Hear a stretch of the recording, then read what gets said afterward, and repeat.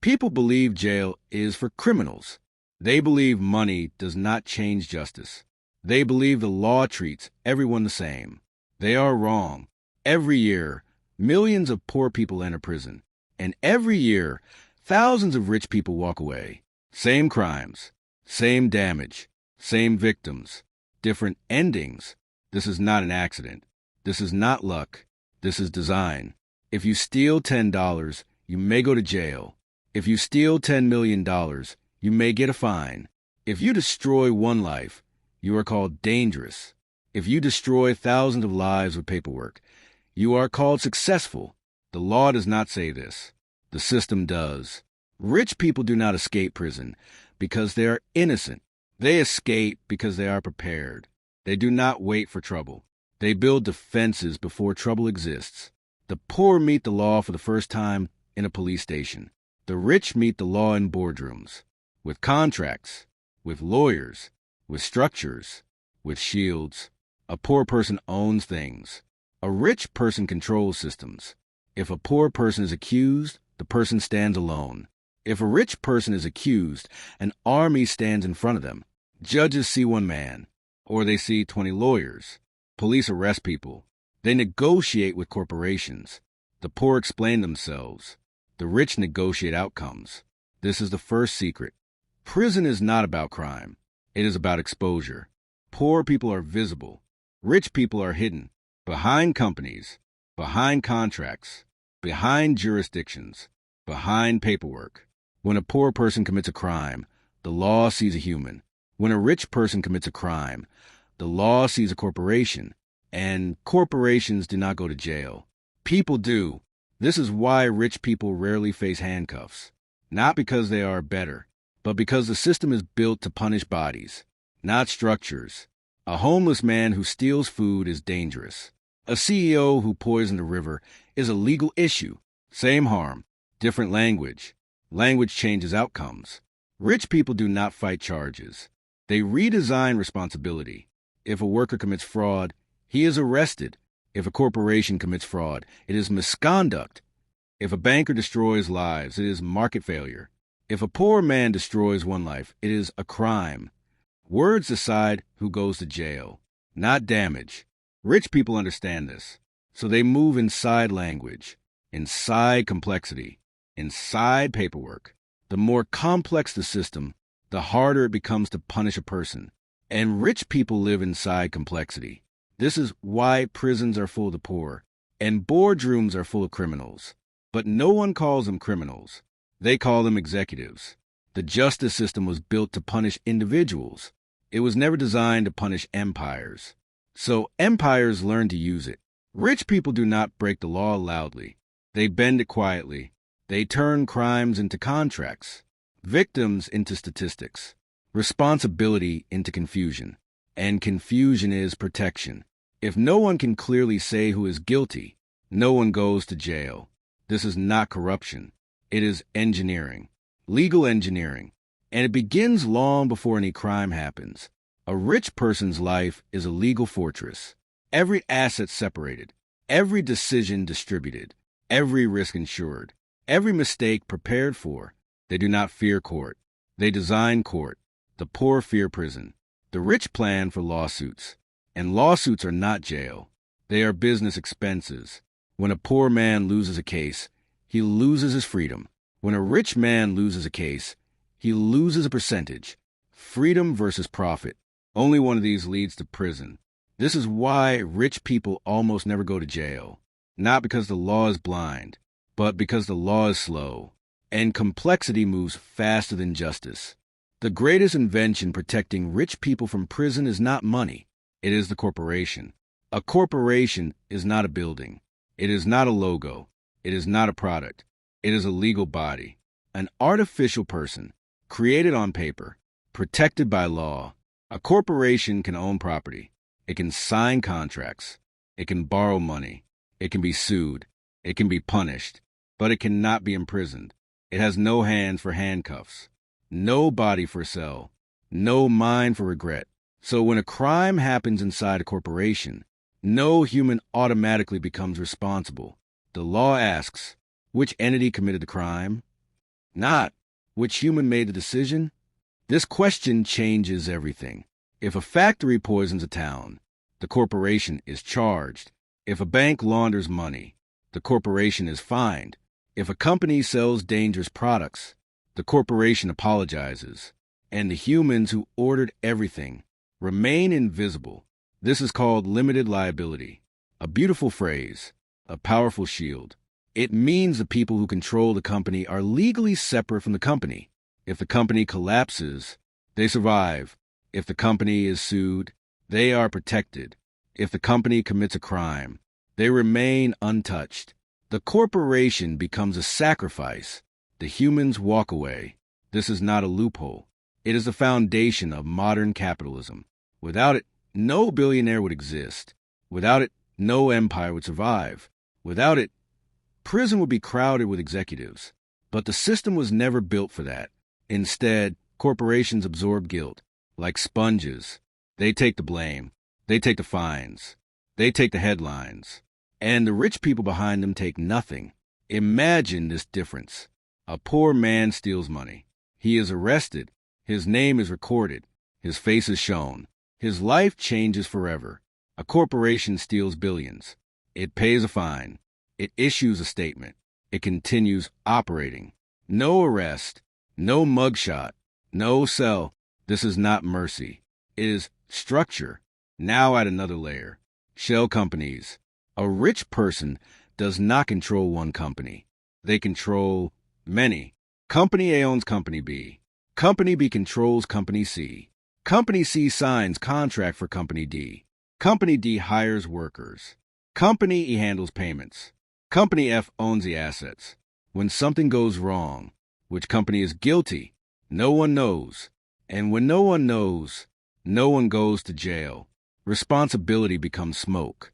Courts need a clear target, a human, a decision, a signature. Corporations are designed to blur all three.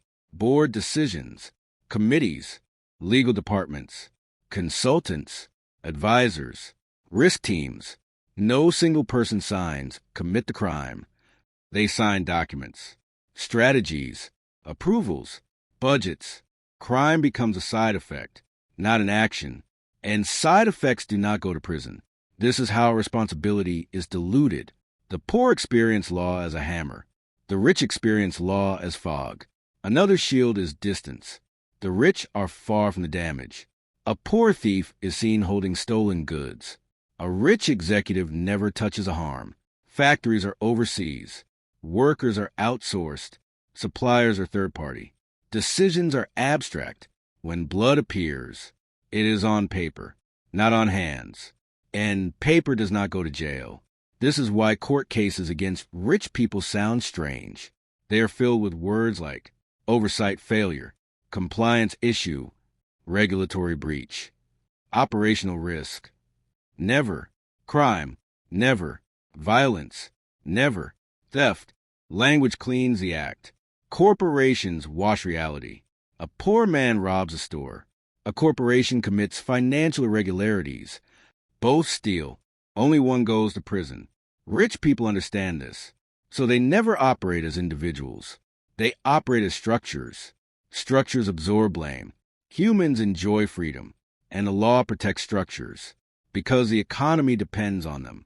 Jailing executives would scare investors. Fines do not. This is the second secret. Prison is for people. Fines are for systems. And rich people live inside systems. They do not walk on streets. They walk inside paperwork. They do not face police. They face regulators. They do not hear you are under arrest. They hear this matter will be settled. And settlements are not prison. They are business transactions. The poor are punished with cages. The rich are punished with invoices. That difference alone explains most prisons. But it does not end here. In the next part, you will see how rich people use expensive lawyers, delay tactics, jurisdiction tricks, private settlements, to turn criminal cases into paperwork, and how time itself becomes their strongest weapon. If corporations are the shield, time is the sword. The rich do not defeat the law. They outweigh it. Justice moves slowly. Paperwork, hearings, Motions, appeals, schedules, delays. Money moves instantly. A poor person cannot afford time. A rich person owns it. When a poor person is accused, the clock becomes a weapon against them. They miss work. They lose income. They cannot pay lawyers. They cannot wait. So they plead. They confess. They surrender. When a rich person is accused, the clock becomes their weapon. They hire teams of lawyers. Not one, not two, dozens. Each lawyer files motions, requests documents, challenges procedures, questions jurisdiction, appeals decisions, disputes evidence. Every step is legal. Every step consumes time. Months become years. Years become decades. Witnesses age. Memories fade. Evidence weakens. Public attention disappears. Prosecutors change jobs. Judges retire. Cases grow cold. Justice becomes tired. Time destroys poor people. Time protects rich people. A prosecutor with limited budget cannot fight forever. A billionaire can. So cases change shape. Criminal charges become civil cases. Civil cases become settlements. Settlements become silence. And silence becomes freedom. Delay is not laziness. It is strategy. A billionaire does not ask, "How do I win?" They ask, "How long can I survive?" Because survival equals victory. Imagine two men. One is poor. One is rich. Both are accused of the same crime. The poor man hires a cheap lawyer. The rich man hires a legal army. The poor man's lawyer wants to finish quickly. The rich man's lawyers want to never finish. The poor man runs out of money. The rich man prints it. The poor man pleads guilty. The rich man waits. Waiting turns prosecutors into negotiators. Negotiators into accountants. Accountants into silence. A prison cell is permanent. A lawsuit is temporary. Rich people convert criminal danger into civil inconvenience. They turn prison risk into paperwork. They turn jail time into legal fees. And legal fees are tax deductible. Time also weakens anger. Victims lose energy. Families grow tired. News moves on. The world forgets. Public pressure disappears. Without pressure, prosecutors soften. Charges shrink. Deals appear. The case is resolved. No cell. No handcuffs. No mugshot. Just a signature. Another tool is jurisdiction. Rich people choose where they fight. Some courts are strict. Some are slow. Some are friendly. Some protect corporations. Some protect money. Rich people move cases across borders, across states, across systems. They choose places where punishment is small, where fines are cheaper than prison, where accountability is soft. Poor people are judged where they are arrested. Rich people are judged where they are safest. This is legal and powerful. Another weapon is complexity. Rich people do not commit simple crimes. They commit complicated ones. Accounting crimes, market crimes, regulatory crimes, financial crimes, crimes that require experts to understand, judges to study, juries to decode. By the time anyone understands what happened, years are passed. Confusion replaces anger. Confusion protects criminals better than innocence. Poor crimes are simple. Stealing, fighting, selling drugs. Rich crimes are invisible. They hide inside spreadsheets, contracts, algorithms, financial instruments. A poor man leaves fingerprints. A rich man leaves documents. Fingerprints send you to prison. Documents send you to meetings. This is why police arrest poor criminals, and regulators investigate rich ones. Arrest is fast. Investigation is slow. Fast leads to jail. Slow leads to settlements. And settlements do not include cells. They include numbers. This is a third secret. Time is more powerful than innocence. Rich people do not prove they're innocent. They wait until no one cares. And when no one cares, no one goes to jail. In the next part, you will see how rich people use private settlements, secret deals, non-disclosure agreements, political connections to erase crimes from history, and how victims are paid to disappear. Prison is loud. Settlements are silent. Poor people are punished in public. Rich people are punished in private. A courtroom creates records. A prison creates faces. A sentence creates history. A settlement creates nothing. No confession. No trial.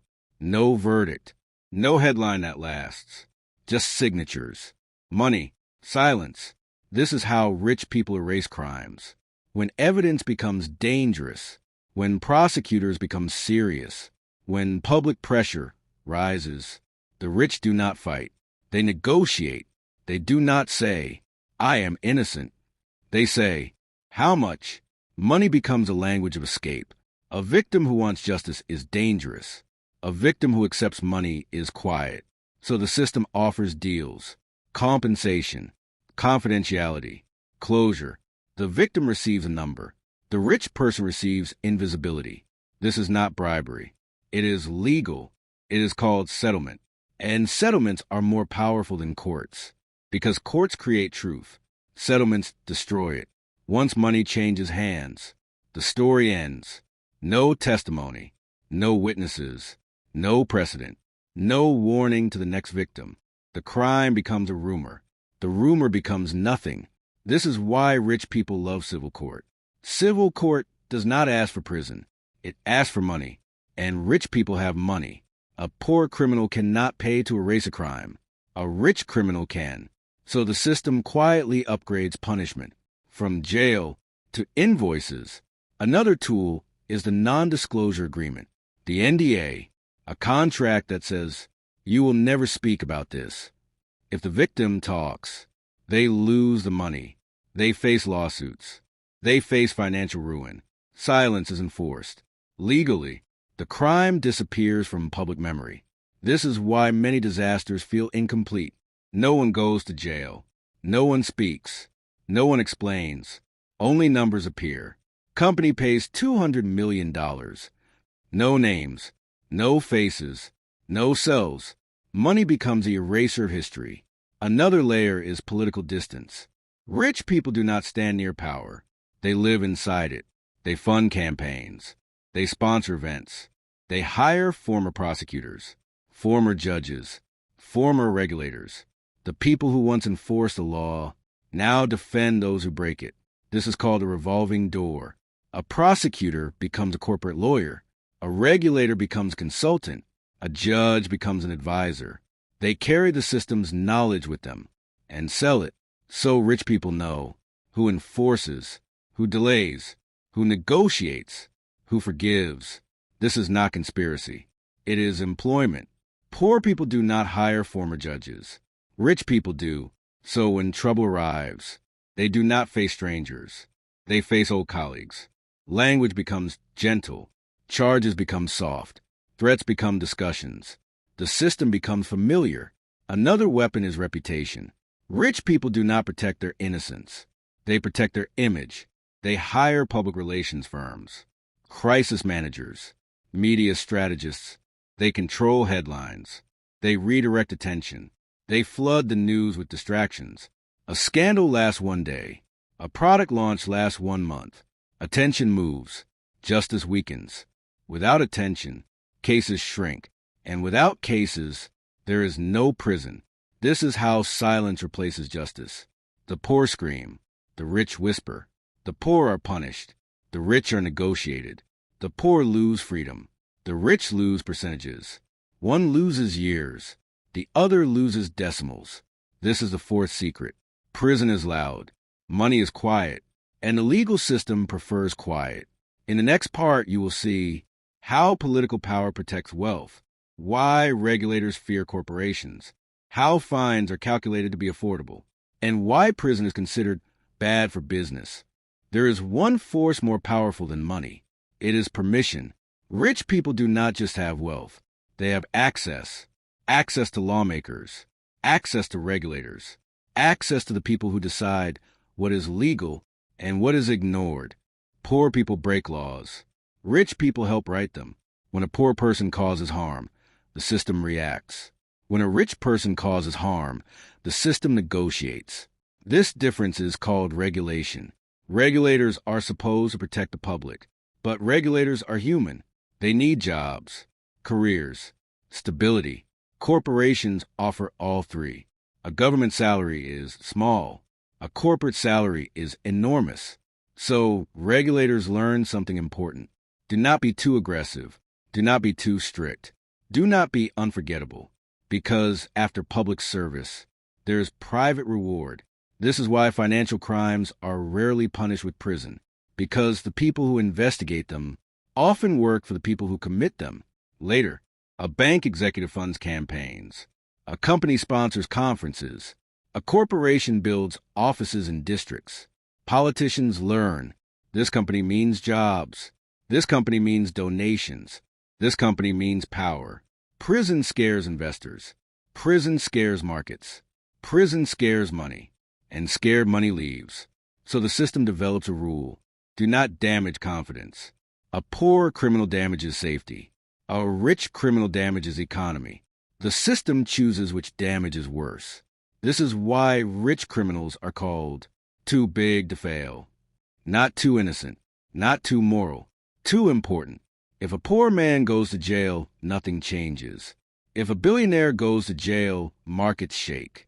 Stock prices fall. Pensions collapse. Politicians panic.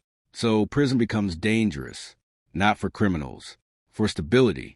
The system chooses stability. Fines are predictable. Prison is chaotic. A fine is a number. A prison sentence is a headline. Headlines create fear. Fear creates instability. And instability threatens power. So regulators negotiate. They calculate fines. They call them punishment. They call them justice. But they design them to be survivable, affordable, tax-deductible. A poor man pays everything he owns. A rich man pays a percentage, sometimes less than what he earned from the crime. This is not justice. It is pricing. Crimes become expenses. When prison disappears, risk becomes profitable. And when risk becomes profitable, crime becomes business. Another reason rich people avoid jail: they never face police. Police are trained for streets, for violence, for urgency. Rich crimes happen in offices, in emails, in meetings, in spreadsheets. Police do not patrol boardrooms. So rich crimes go to regulators, accountants, committees, agencies, slow systems, soft systems, systems that speak politely. A poor criminal meets handcuffs. A rich criminal meets investigators. Investigators ask questions. Police give orders. Orders lead to cells. Questions lead to negotiations. This difference changes everything. Rich people are not treated as threats. They are treated as partners who made mistakes. Mistakes are corrected. Threats are removed. This is the fifth secret. Prison is for danger. Rich people are classified as valuable, not dangerous. Value is protected. Danger is contained. So rich criminals are protected, and poor criminals are contained. The justice system does not ask, who caused the most harm? It asks, who threatens stability? The poor threaten order. The rich threaten profits. The system protects profits.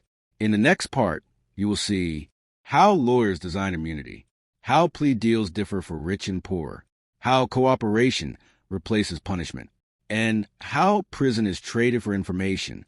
When money builds a shield, lawyers become the architects. Rich people do not hire lawyers to defend them. They hire lawyers to redesign reality. A poor person asks, how do I prove I'm innocent? A rich person asks, how do I make this disappear? Elite lawyers do not fight cases. They manage damage. They study laws the way surgeons study bodies. They know where to cut, where to hide, where to redirect. Their goal is not justice. It is outcome.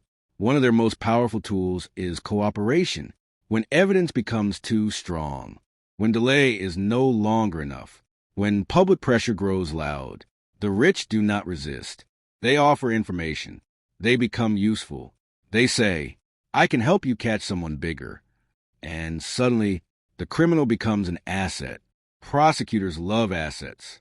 They trade punishment for information, cell for silence, time for names. This is called a cooperation deal. The poor rarely get this option. They do not know powerful secrets. They do not control systems. They do not have networks. So they trade freedom for nothing. Rich people trade partial truth for total protection. A banker exposes another banker. An executive exposes a competitor. A CEO exposes a department. And in return, charges disappear. Sentences shrink. Prison vanishes. The system calls this justice. But it is not justice.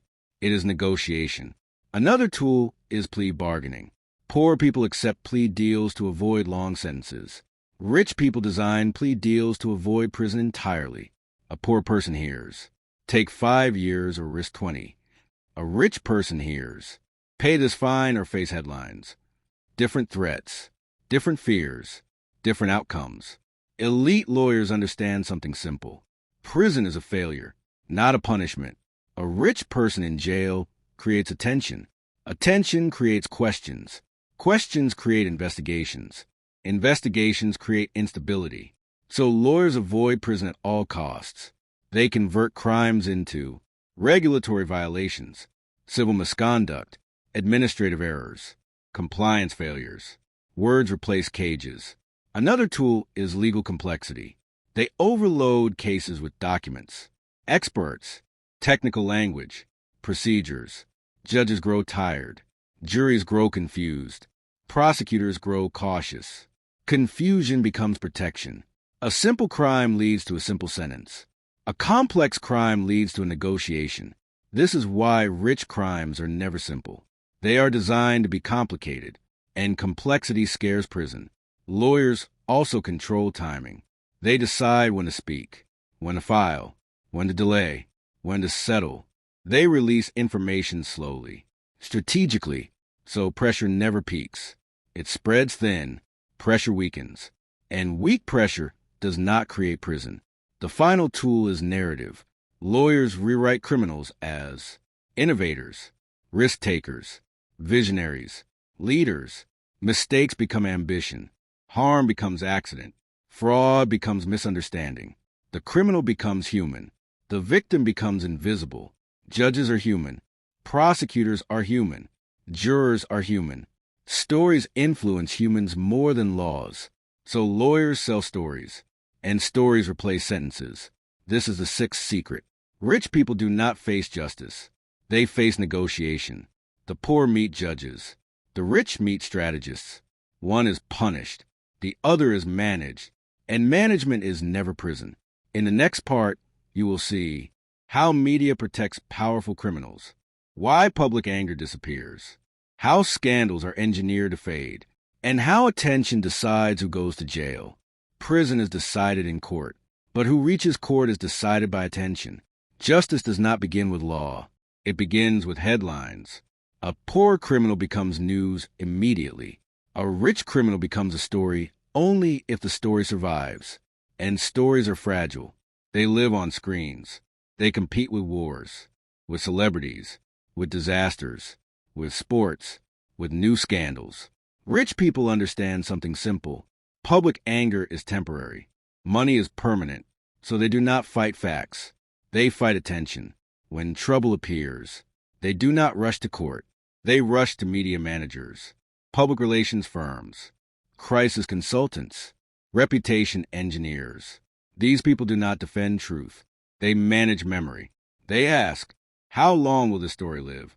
And then they design its death. They release apologies, but not too strong. They promise investigations, but not too specific. They announce cooperation, but not responsibility. They flood the internet with other stories, charity donations, new projects, new controversies, new heroes, new villains.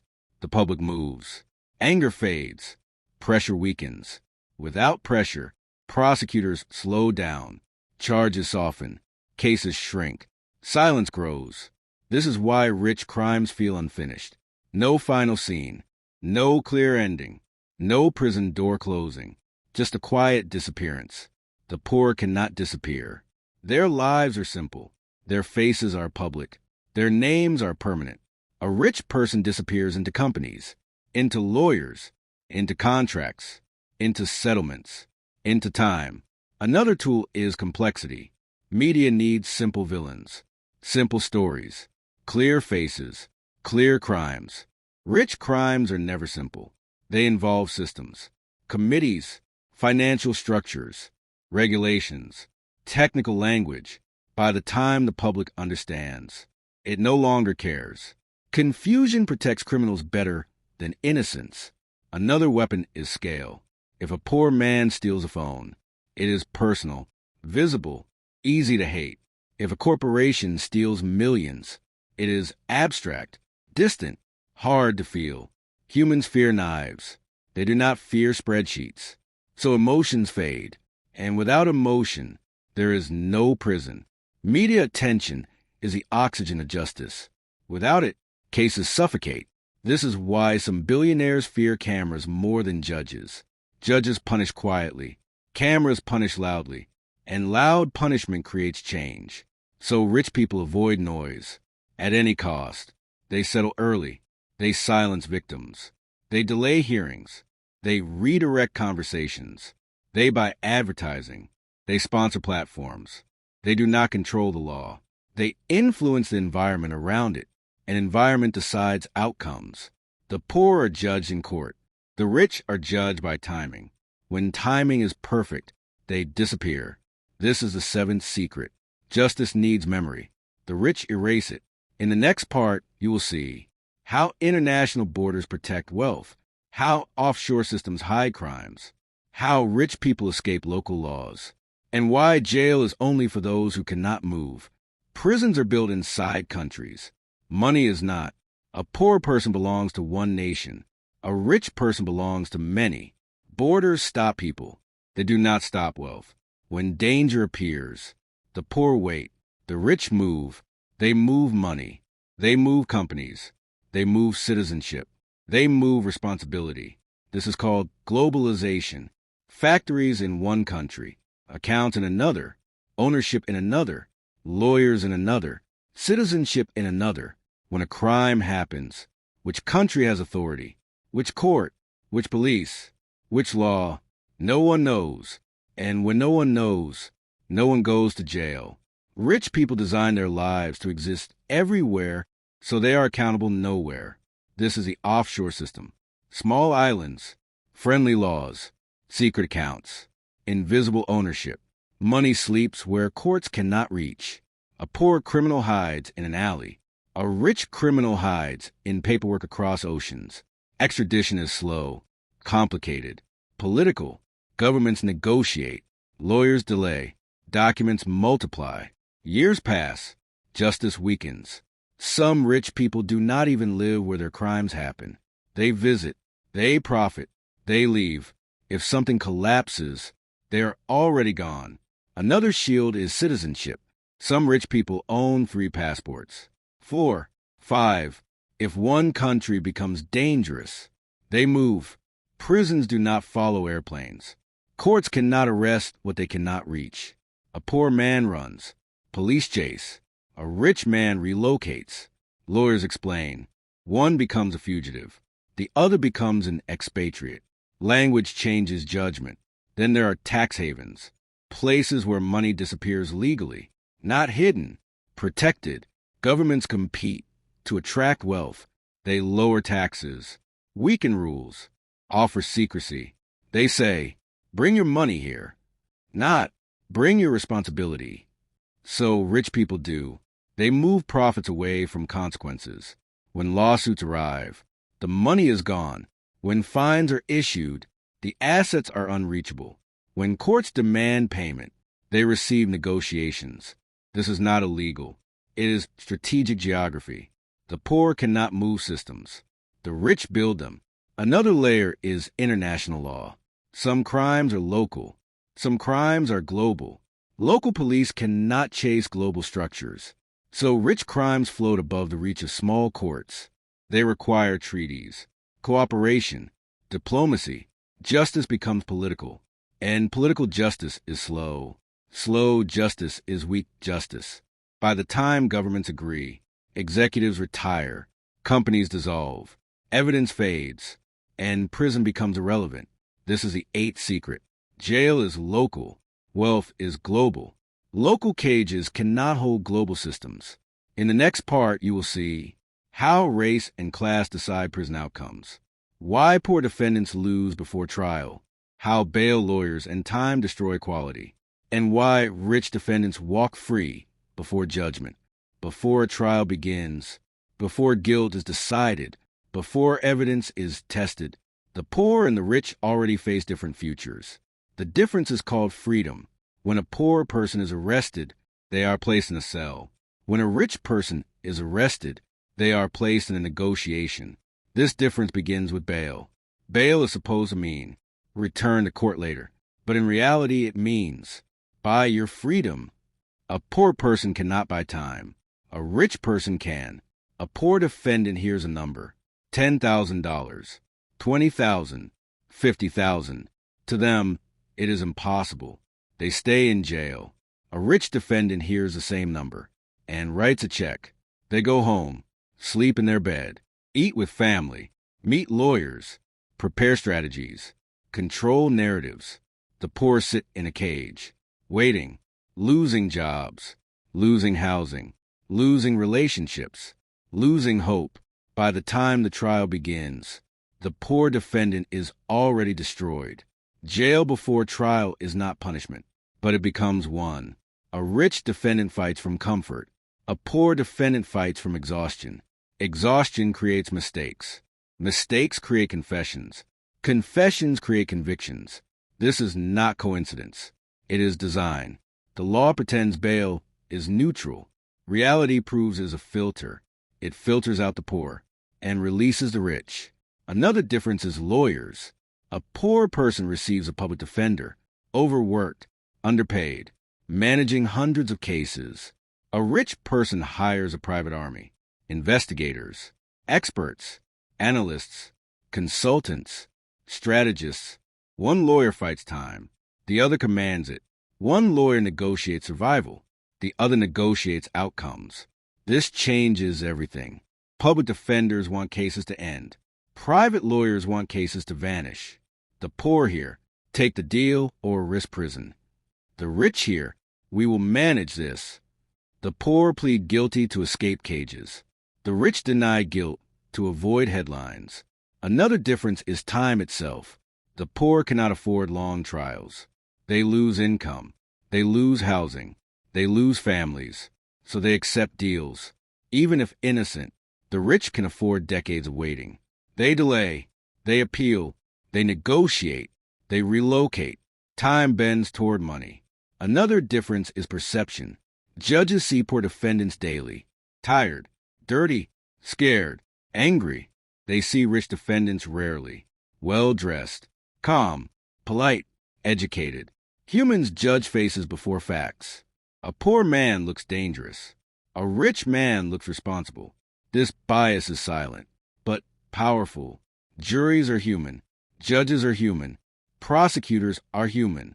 They respond to language, clothing, confidence, not just evidence.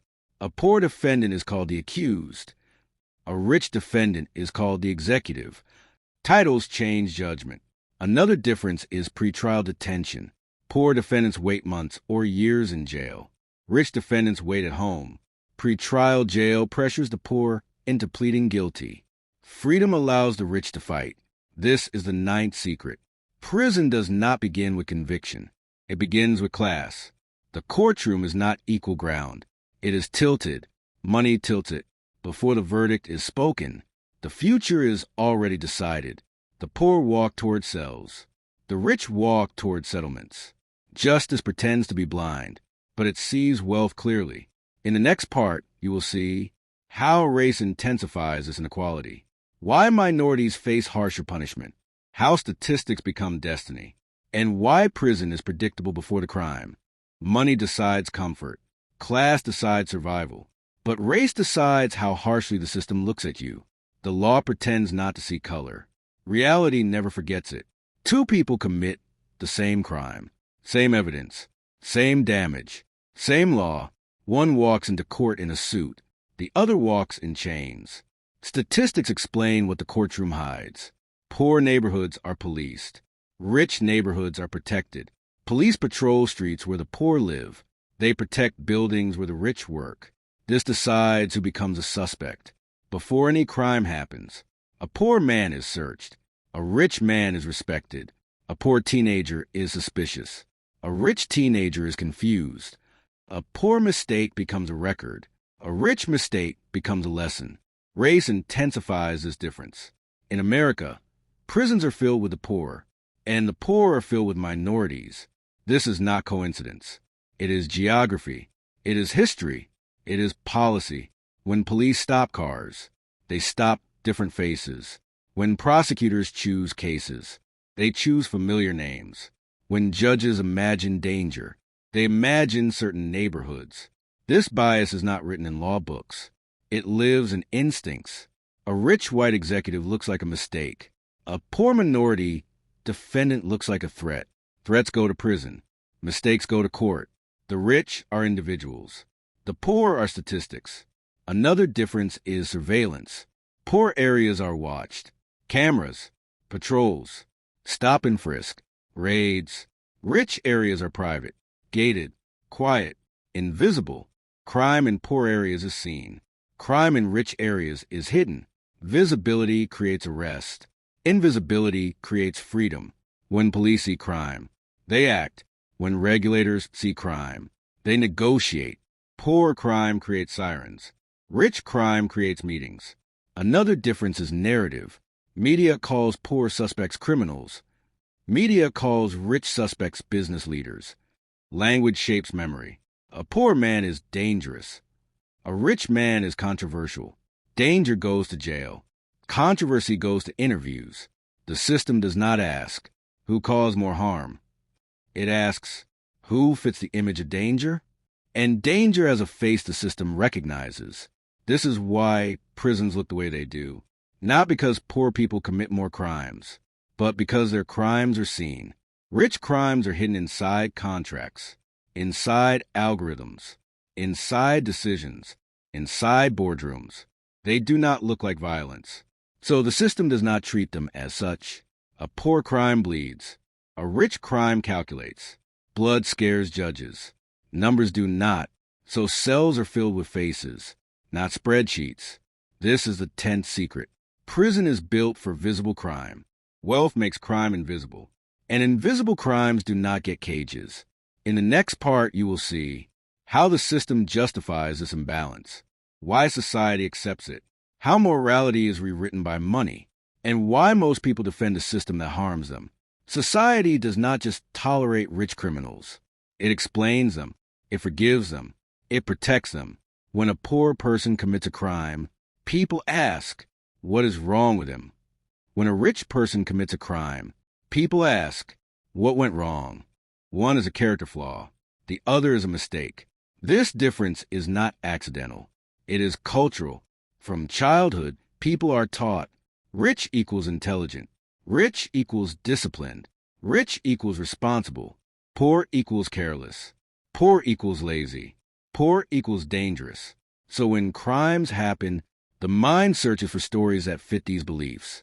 A poor criminal confirms expectations. A rich criminal challenges them. And humans protect their beliefs more than their laws. So society rewrites the story. A rich criminal becomes under pressure, overworked, misguided, too ambitious. A poor criminal becomes violent, uneducated, uncivilized, hopeless. Words become verdicts before judges speak, before juries decide, before trials begin. The rich are humanized. The poor are reduced. Another reason society protects rich criminals is dependency. Millions depend on rich people for jobs, for investments, for markets, for pensions, for stability. So people fear their punishment. If he goes to jail, what happens to the company? What happens to the workers? What happens to the economy? So prison becomes dangerous, not for criminals, for everyone else. The poor do not control systems. Their punishment does not threaten stability. So society accepts it. Another reason is aspiration. People dream of becoming rich, so they defend the rich. Even when the rich harm them, they think, that could be me one day. No one dreams of being poor, so no one defends the poor. This is how injustice becomes normal. When a rich person avoids jail, people say he had good lawyers. When a poor person goes to jail, people say he deserved it. This sentence protects the system. It removes guilt. It removes responsibility. It removes anger. It turns inequality into fate.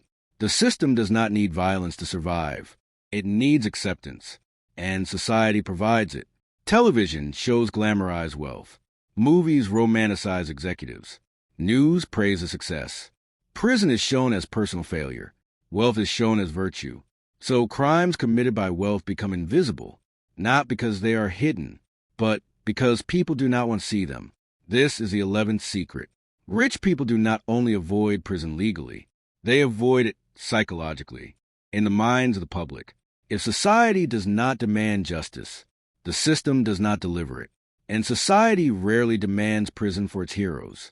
In the next part, you will see why prison itself is designed for poor, how the system profits from poor prisoners, why rich prisoners are bad for business, and how punishment became an industry. Prisons are not neutral buildings. They are businesses. Cells generate money. Bodies generate budgets.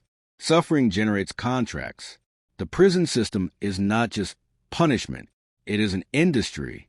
Food suppliers, security companies, uniform manufacturers, construction firms, medical contractors, phone companies, transport services. Every prisoner is profit, but only certain prisoners. Poor prisoners. Rich prisoners are expensive. They require special protection, private cells, legal monitoring, medical care, security risks, media attention, political consequences. A poor prisoner is invisible. A rich prisoner is a scandal. Scandals disrupt business. Poor prisoners stabilize it. So the system is designed for one type of body, not another. A prison built for poverty, not power. Poor prisoners arrive in thousands. They are processed, cataloged, stored. Rich prisoners arrive with cameras, lawyers, politicians, journalists. They bring problems, not profits. So the system quietly avoids them. Another truth: prisons need predictable prisoners. People who cannot fight back, cannot sue, cannot attract attention, cannot influence law. The poor are predictable. The rich are dangerous to imprison. A billionaire in prison creates questions. How did this happen? Who allowed this? What system failed? Questions threaten stability. The prison industry does not want questions. It wants contracts. So rich criminals are diverted to fines, to settlements, to house arrest, to health reasons, to legal complexities, anything but cages. The system calls this practicality, but it is economics. Poor prisoners keep the system running. Rich prisoners break it. This is why prison laws are strict for street crimes and flexible for financial crimes. Street crimes fill cells. Financial crimes fill spreadsheets. Spreadsheets do not riot. Cells do.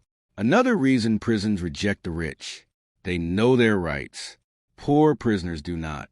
The rich sue. They complain. They appeal. They expose. The poor survive.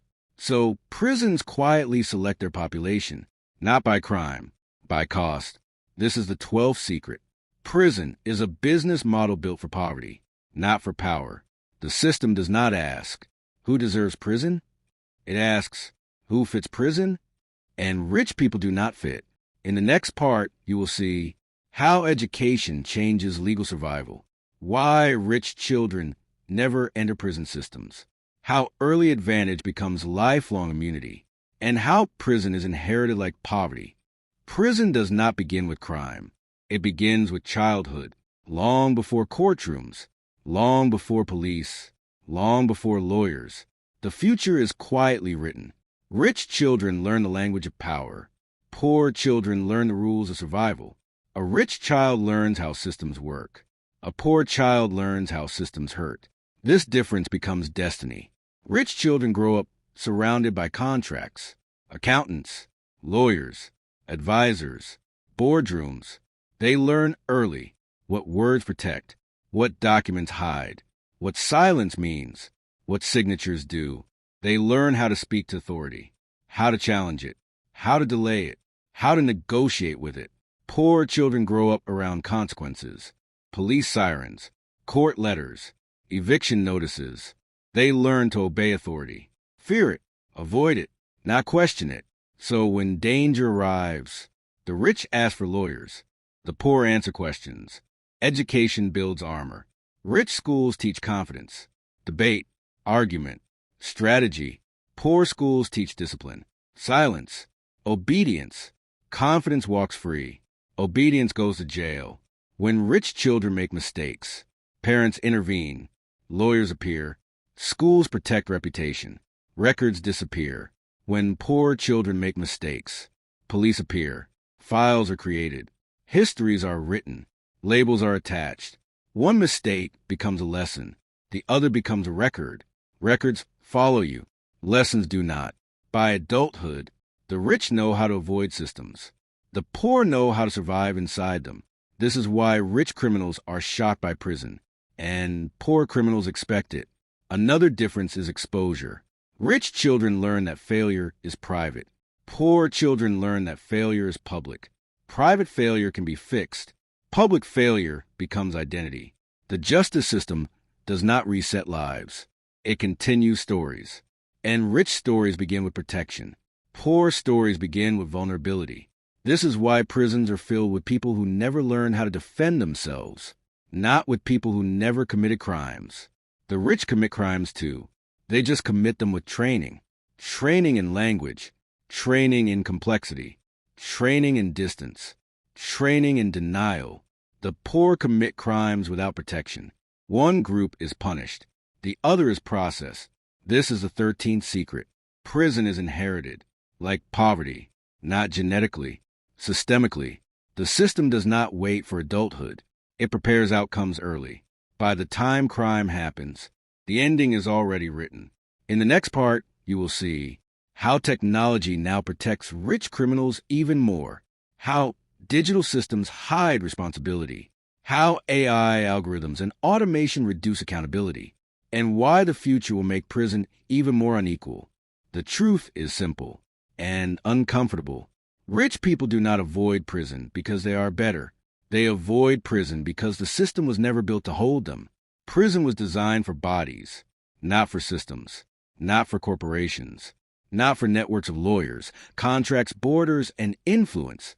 It was designed for people who cannot hide, people who cannot delay, people who cannot negotiate, people who cannot disappear.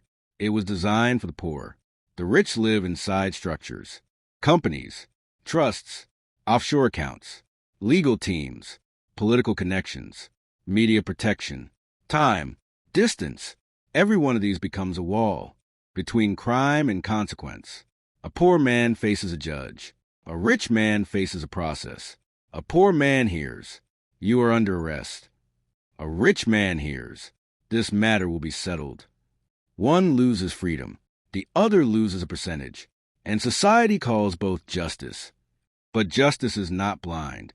It is shaped by money, by power, by fear, by stability, by what the system chooses to protect. The system does not ask, who caused the most harm? It asks, who is safe to punish? The poor are safe. The rich are dangerous to punish, dangerous to markets, dangerous to politics, dangerous to confidence, dangerous to the image of success.